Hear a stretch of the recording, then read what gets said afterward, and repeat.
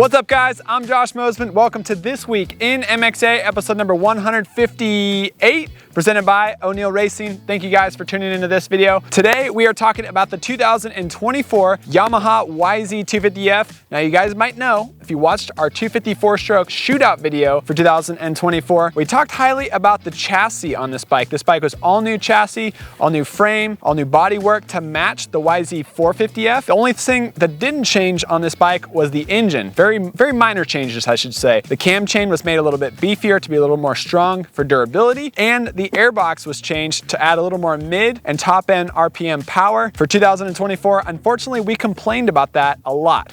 So what did we do on this bike? Well, we gave it to Jamie Ellis of Twisted Development. He took the airbox and modified it to work with this new chassis. As I mentioned, the 2024 was all new, and the big difference for the engine and the power department was the airbox. They had to change the airbox a little bit to work with the new chassis, the new bodywork, and the new aluminum frame. And they also wanted that little more over-rev character to match KTM, Kawasaki, Husqvarna, and Gas, and those machines. But they gave up the bottom end snap that the YZ250F was best known for, and everybody loves the engine on the YZ250F. Even though it isn't the fastest high horsepower numbers, it feels super fast on the track because of the bottom end grunt that it has. For 2024, it gave that up. We were trying to find that again with the Yamaha Power Tuner app, but ultimately we wanted more. Jamie Ellis, he also wanted more. He took this machine and he basically put a new airbox on there, and he also put a Vortex ECU to match with the airbox. So with the new airbox, it has a longer venturi to work with more velocity and more air going into the intake to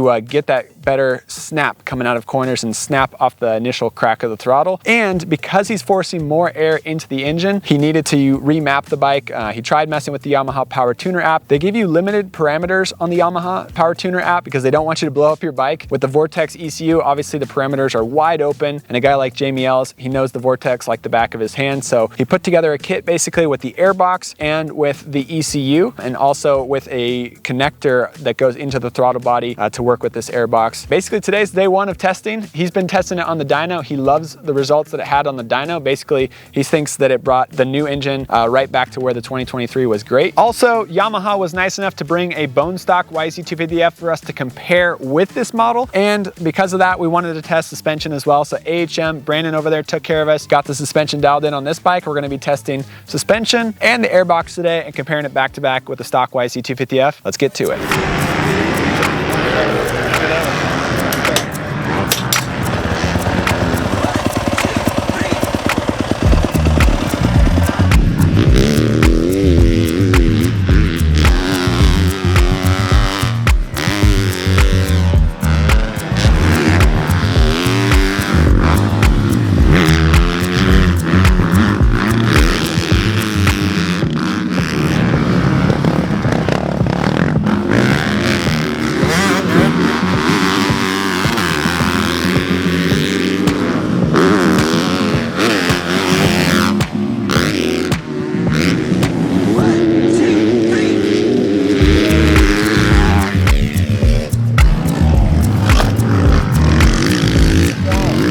Muddier than I thought it was going to be. The bike is pretty sick, but now it's time to get on the stock bike and see how it compares. But right now I'm pretty impressed with what Jamie did. It feels a lot better.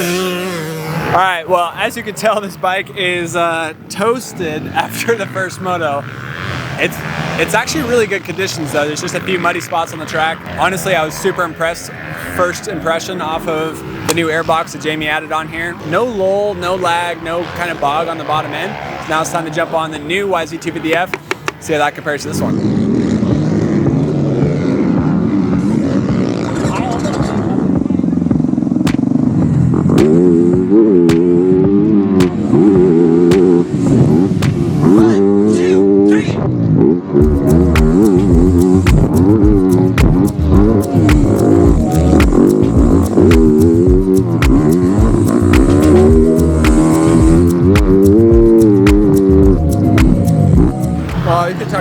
I don't know which is which, but this one feels like it has a touch more bottom end, a touch more roll on. That's all I could feel, and that's maybe. It's just minimal. For me, I didn't. Yeah. All right, guys, adding to the list of Yamaha testing, we got the YZ450F. We're doing a hydraulic clutch, so stay tuned for more details.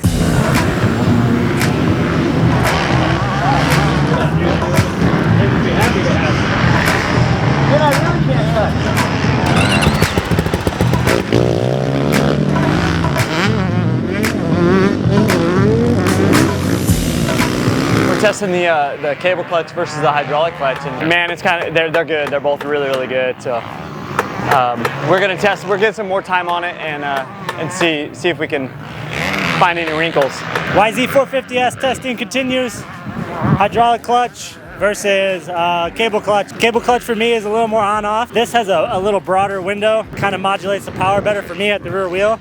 I can't say one's better than the other, but I'd probably prefer the hydraulic clutch just for my style of riding and ease of riding. Simply, it's just that broader window. So instead of it being right when you pull a cable clutch, it's just on and off. It's either there or it's not. You kind of have a small 1/4-inch window of lever play, I would say, and that kind of helps you modulate power. And I crashed and twisted the bars. Mike doesn't look happy with me. All right, big day. Josh, other Josh, 3 Joshes at the track, so we're really joshing it up. But Josh Holley, my buddy, I'd say solid novice level rider, intermediate pro level technique. He's got the technique down. What are the pros? What do you like about the Yamaha? It's fun, it's exciting. I think the whole package is there, but... Next up, you got YZ250F with the twisted airbox and Vortex ECU. Let's see how it goes. Let's get it. How was it? Okay, that's night and day. I'm a 350 guy, and the first thing I noticed was it felt more like a 350. Like all the snap that the stock one has, but it just has that like that third gear pull. I came into a corner kind of slow. I thought I will clutch it, see what happens. Pulled me right out. I'm actually very impressed. Nice. I wasn't ready for that. Nice. Yeah, if I get a 250, that has to happen for sure. Sick. Yeah. All right, well there you have it, folks. Shawn Bushnell, pro level rider, 40 plus pro, and he said it was minor difference. He didn't know actually what the difference was. He was just guessing. He's like, is it this bike faster? Is that bike faster? He thought that it was, you heard him say it, minor difference on the bottom end. I thought it was a pretty big difference on the bottom end. One thing Shawn said, he didn't have to clutch it on this bike. He had to clutch it on the stock one. And then now Josh Holley confirms it for us. So good stuff. Even bigger difference for a slower rider. And because it takes less effort to clutch to get into the meat of the power, and you don't have to carry as much momentum. You don't have to shift as much. It's just a little bit easier, like you said, for a 350, right? Yeah, and you know what else? Just the fun factor alone. Like, it's a little sketchy today. It's pretty wet. We got a lot of rain at Glen Helen, and I just went out there on a pretty, messed up track, and I felt right at home with the power. That's good. Do I get a discount on one of these things, or? I think you should. Okay.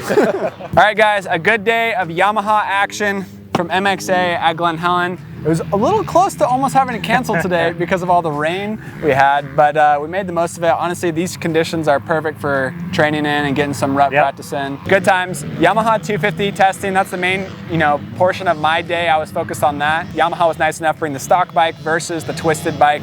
Twisted, is going to be selling an airbox kit with a Vortex ECU. So today was the initial testing phase. I haven't even talked to Jamie yet, given him the full report of how it went. But basically what we came down to, I liked it a lot. I was able to ride the twisted bike with the Vortex and with his airbox. If I made a mistake, it was a lot easier to recover, and it was a lot easier to ride without making mistakes. On the stock model, it's easier to get low in the RPMs, kind of bogged down, especially in some of the tighter corners we have at the bottom of the hill.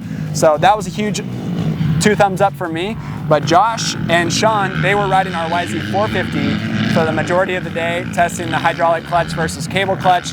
When both of those guys got off of the 450 engine and jumped onto the stock 250 and rode them back to back, they didn't notice the difference as big as I did. And then you talked about also the over rev of the stock airbox. You like that, right? Yeah, you hit the nail on the head on everything you said just so far. But yeah, for me, the stock bike I liked better because I felt like it kept pulling farther. Yeah, maybe if I made mistakes in the corner, it was tough, but I felt it hard to ride third in any corner for my speed anyhow. Yeah. So I'm going to second either way. Yeah. So that's what Yamaha did. Talking to Mike Ulrich today, he was telling us about their philosophy for 2024, the YZ250F. They knew they had good bottom end. They wanted more mid and top end RPM power.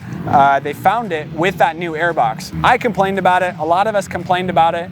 And because of that, Jamie Ellis and Twisted Development have created a new airbox to go back to last year's style of power with more snap off the crack of the throttle. You guys already heard from Josh Holley. He's our novice level tester. He loved it. It was a huge difference for him because he's not as experienced revving it and clutching it to get higher into the RPMs and get the thing rolling. So better for a novice rider, better for intermediates. For me as a pro, I honestly appreciated the YZ250F with Jamie's modifications to it, but you like the stock because with Jamie's system, you have to shift more almost, is what you're saying. Yeah, it was just a bit too much more work for me. Once you're getting higher in the RPMs. Correct. But you have to shift less lower in the RPMs. Correct. Because you're not bogging down as deep. Yep. So there you have it. Hydraulic clutch, super easy. Yamaha installed it for us, but Josh watched him like 15-minute install going from cable clutch to hydraulic. I personally hope I never race a YZ450F without the hydraulic clutch on it. I will do everything I can to always race with the hydraulic clutch on this bike. It makes me really excited to ride the YZ450F more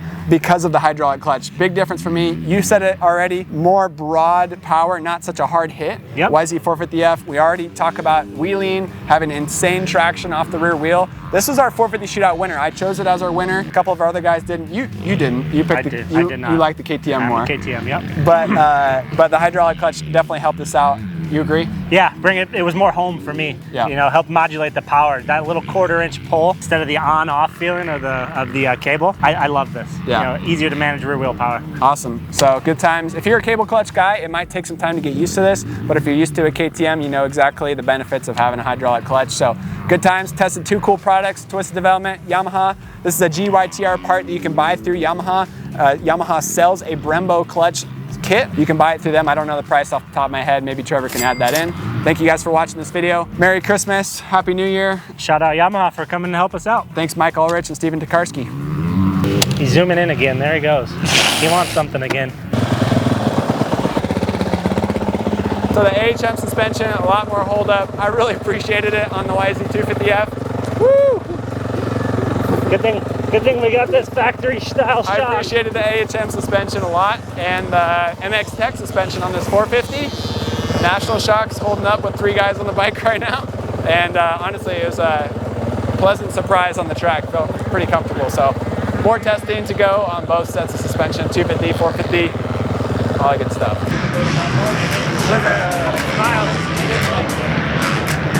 Smile.